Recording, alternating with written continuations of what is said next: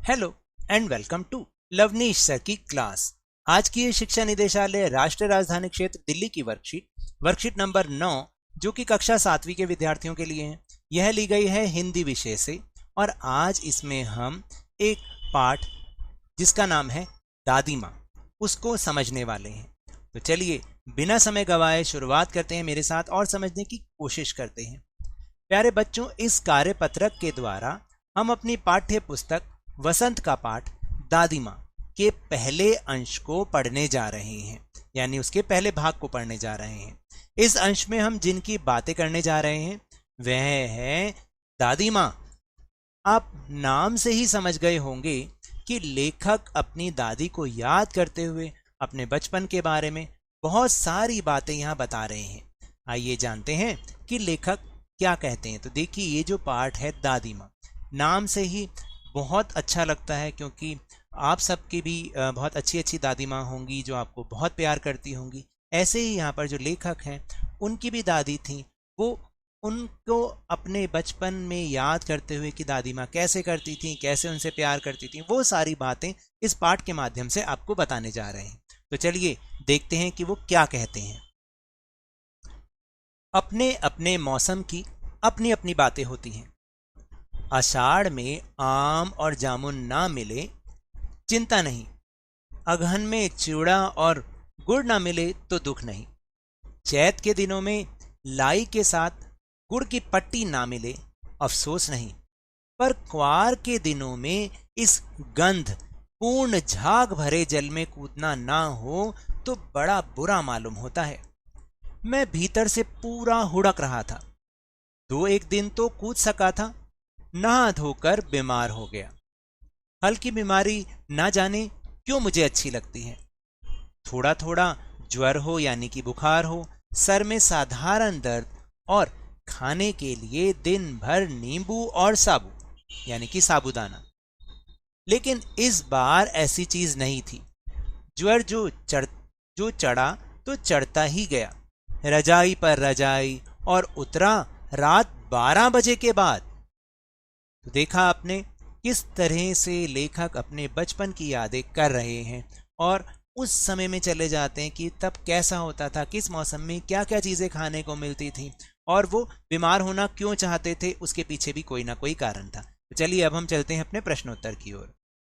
तो पहला प्रश्न है कि निम्नलिखित हिंदी महीनों के सामने उनसे संबंधित मौसम का नाम लिखिए। यानी भाद्रपद जो है वो वर्षा ऋतु का है, जो अब अगर आप देखें कि अब जो राखी आने वाली रक्षाबंधन, तब सावन खत्म हो जाएगा और उसके बाद भाद्रपद यानी भादो शुरू हो जाएगा और ये भी वर्षा का ही मौसम है। अब आषाढ़ जब महीना होता है तो कौन सी ऋतु होती है? तो आषाढ़ जो महीना है हिंदी महीना, तब ग्रीष्म ऋतु होती है यानी गर्मी की ऋतु। चैत में वसंत ऋतु होती है, आपने देखा होगा थोड़ी थोड़ी सर्दी का एहसास होता है, बहुत गुनगुनी सर्दी का, और धूप का भी अपना थोड़ा थोड़ा सा मजा होता है। फिर एक है अगहन का महीना। अगहन का महीने में हेमंत ऋतु होती है और इसको हम मार्गशीर्ष का महीना भी कहते हैं।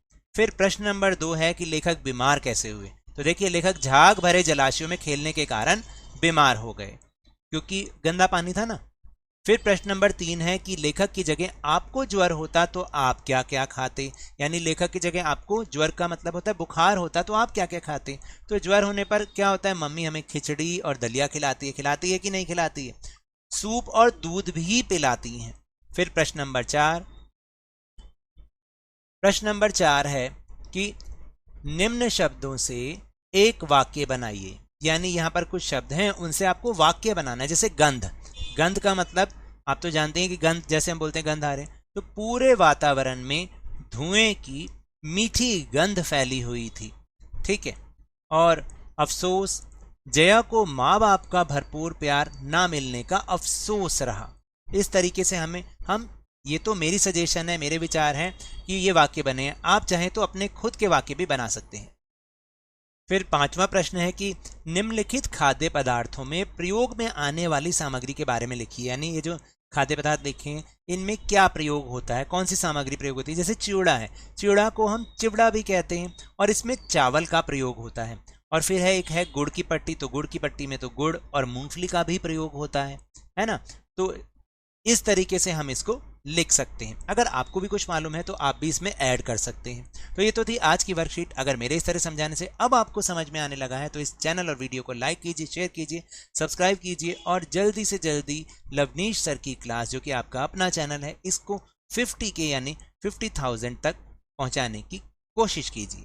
लेकिन याद रखिएगा, घर से बाहर निकलते समय मास्क जरूर लगाएं, नियमित रूप से अपने हाथों को साबुन और पानी से धोते रहिए और जब भी आपकी बारी आए कोरोना का टीकाकरण जरूर करवाएं, क्योंकि कोरोना को हराना है और जिंदगी को एक बार फिर से सुहाना बनाना है और उसके बाद स्कूल भी जाना है। इसी उम्मीद के साथ बहुत बहुत धन्यवाद।